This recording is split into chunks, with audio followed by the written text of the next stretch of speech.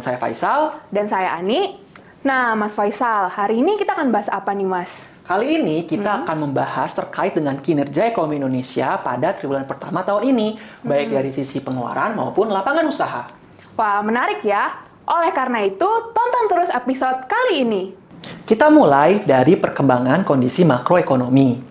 Ekonomi Indonesia pada triwulan pertama tahun ini mencatatkan capaian yang cukup menggembirakan. Secara tahunan, ekonomi Indonesia tetap tumbuh resilien, bahkan terakselerasi di tengah tingginya ketidakpastian global dan domestik.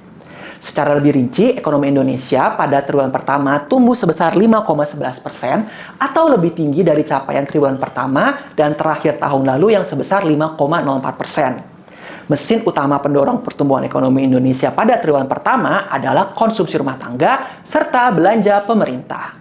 Konsumsi rumah tangga tumbuh menguat menjadi 4,91% dari sebelumnya 4,47% pada triwulan terakhir tahun lalu.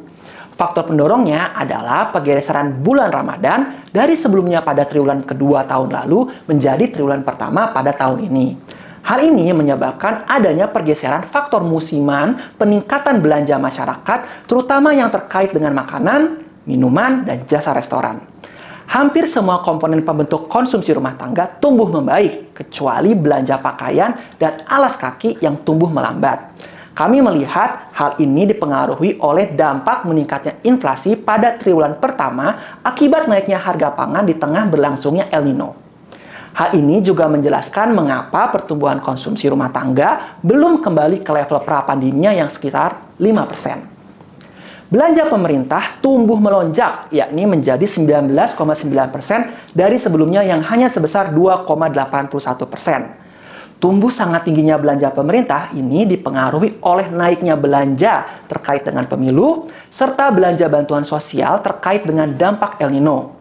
Lebih lanjut, penyelenggaraan pemilu juga meningkatkan pertumbuhan lembaga non-profit dari 18,11% menjadi 24,29%, terutama didorong oleh belanja yang dipengaruhi oleh partai politik.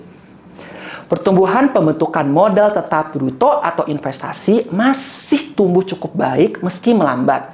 Pertumbuhan investasi turun menjadi 3,79% dari sebelumnya 5,02%. Faktor pendorong investasi adalah investasi bangunan yang ditopang oleh proyek infrastruktur pemerintah.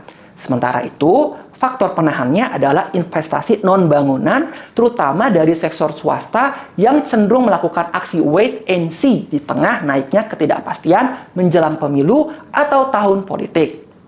Kedepan, kami melihat kondisi ekonomi Indonesia masih akan tetap resilien di sepanjang tahun ini. Kami memproyeksi pertumbuhan ekonomi tahun ini akan berkisar 5,07%, sedikit menguat dari pertumbuhan tahun lalu yang sebesar 5,05%. Konsumsi rumah tangga ke depan akan ditopang oleh proyeksi menurunnya tingkat inflasi akibat berakhirnya El Nino di semester kedua sehingga menjaga daya beli masyarakat. Inflasi bulan April juga sudah menunjukkan penurunan dari 3,05% menjadi 3%, meskipun terdapat efek musiman dari naiknya permintaan saat Lebaran. Hal ini disebabkan oleh panen raya yang meningkatkan suplai pangan dalam negeri sehingga menurunkan inflasi pangan. Lebih lanjut, pertumbuhan ekonomi Indonesia juga akan ditopang oleh investasi, di mana proyek infrastruktur masih akan berlanjut. Investasi di sektor swasta juga diprediksi akan membaik pasca meredanya ketidakpastian terkait dengan pemilu.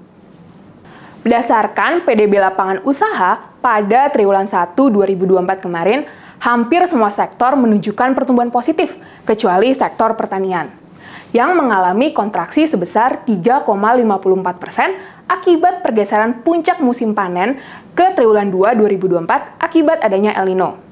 Sebaliknya, sektor administrasi umum, pertahanan, dan jaminan sosial wajib mencatatkan pertumbuhan tertinggi sebesar 18,88% didorong oleh peningkatan belanja pegawai dan material terkait pemilu. Sektor jasa kesehatan dan aktivitas sosial juga tercatat tumbuh sebesar 11,6% dan merupakan sektor dengan pertumbuhan PDB terbesar kedua pada triwulan 1 kemarin. Sektor manufaktur tetap menjadi kontributor terbesar terhadap pertumbuhan PDB Indonesia pada triwulan 1 kemarin dengan tingkat pertumbuhan sebesar 4,13%. Selain itu, sektor perdagangan juga berhasil tumbuh sebesar 4,58% meskipun penjualan kendaraan lesu pada kuartal ini. Kegiatan investasi swasta juga cenderung menurun akibat kenaikan suku bunga dan normalisasi harga komoditas. Hal tersebut juga terlihat dari penurunan penjualan alat berat serta kendaraan. Meskipun demikian, berdasarkan rilis data terakhir, konsumsi dan daya beli masyarakat masih relatif kuat, terutama selama bulan Ramadan kemarin, sehingga mendorong industri non-cyclical yang mengandalkan pasar dalam negeri. Melihat lebih detail untuk sektor industri pengolahan, industri logam dasar masih menjadi subsektor manufaktur dengan pertumbuhan terbesar yang mencapai 16,5%. Sedikit lebih rendah dibandingkan pertumbuhan pada kuartal 4 2023 yang mencapai 18,82%. Berdasarkan kontribusinya, subsektor industri makanan minuman, kimia farmasi, serta barang elektronik masih menjadi 3 subsektor dengan kontribusi terbesar. Ketiga subsektor tersebut juga mencatatkan pertumbuhan positif dengan industri kimia dan farmasi mencatatkan pertumbuhan sebesar 8,10% setelah terkontraksi pada triwulan 1 2023 dan sejalan dengan pertumbuhan sektor jasa kesehatan. Sementara itu, industri makanan minuman juga terakselerasi menjadi 5,9%, sejalan dengan peningkatan konsumsi masyarakat pada saat Ramadan dan persiapan Idul Fitri. Berdasarkan performa tersebut, kami memperkirakan sektor-sektor yang mengandalkan perekonomian domestik masih akan tumbuh relatif solid, terutama sektor yang tidak terkait dengan kegiatan investasi. Hal tersebut sejalan dengan ekspektasi masih kuatnya konsumsi masyarakat.